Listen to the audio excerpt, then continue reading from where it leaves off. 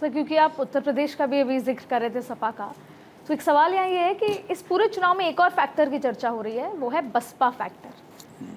Normally उसे B team BJP की कहा जाता है, लेकिन इस बार बसपा का जो ब्राह्मण कार्ड रहा या अलग अलग तरीके से प्रत्याशी उतारे, तो आप इसको कैसे देखते हैं sir?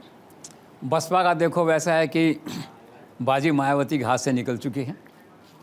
Once upon a time she was the king, ठीक है। अब उनका मुश्किल से 3-4 सीटों पे प्रभाव मुझे दिखाई देता है। और एक उन्होंने फैसला लिया अपने नेफ्यू को जो हटाया है पदों से, वो काफ़ी अग्रेसिव थे, दलित लीडर के नाते एमर्ज हो रहे थे, पार्टी में स्थान था, तो वो सब हुआ इस तरह से जो भी है।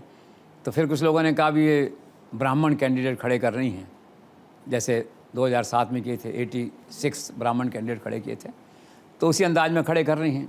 बीजेपी को मालूम पड़ा होगा, तो अघोषित तो समझौता बीजेपी के साथ है ही। देश मानता है ऐसा, मैं टिप्पणी करूं नहीं करूं इससे क्या होता है, हम तो वही कहते हैं जो यथार्थ में दिखता है सामने जो है। तो उनको समझाया गया कि ऐसे मत करो भाई जो है, तो फिर वो सीटें मीटें आगे पीछे हुई इस तरह से।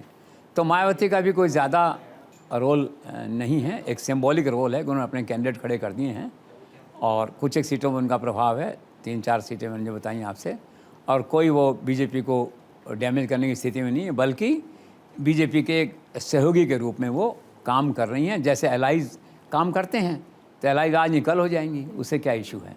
This is all Mayawati.